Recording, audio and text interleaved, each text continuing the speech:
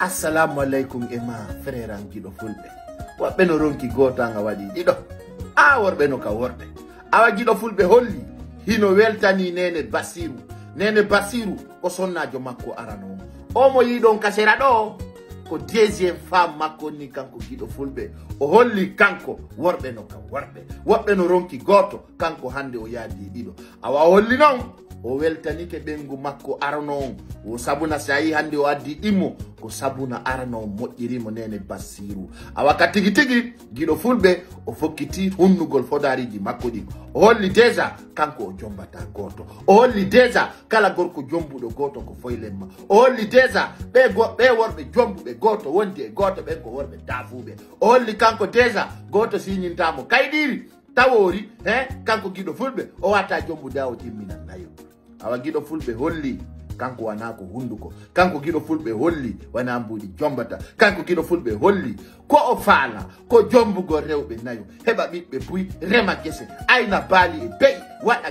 geseli awa ka tigi tigi projet makko on fuɗɗike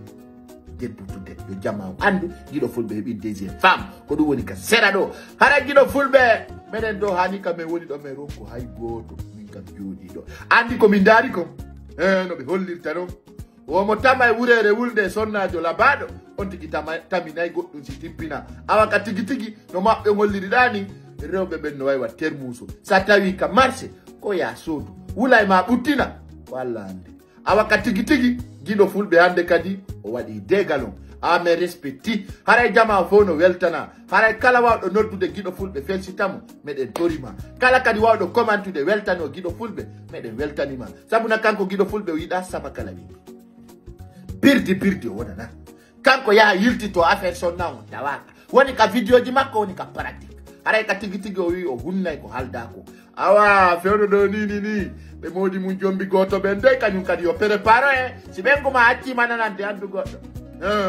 wonde ko ma wallidire hay oto pani ko ma pinde sanse a tigi tigi yo jama on accu colonisego yimɓe ɓe wigol ko min tun jombata en sa jombilan a jombata goɗɗo goo en ɗum hana awa giɗo fulɓe holli ɗum na ko gasata awa ko ma yurmodire mon frère giɗo fulɓe franchement jama o respecti an a holli na jawdi jombata an hiɗa ka mon ton a jombi ande kadi meɗen darudema ɗo komɓe kadi faala jombude ɗimmo giɗo fulɓe dow ko solution men c'est un grand exemplaire yo Allah dande sonnajo wi o ko min tun jombata ɗum no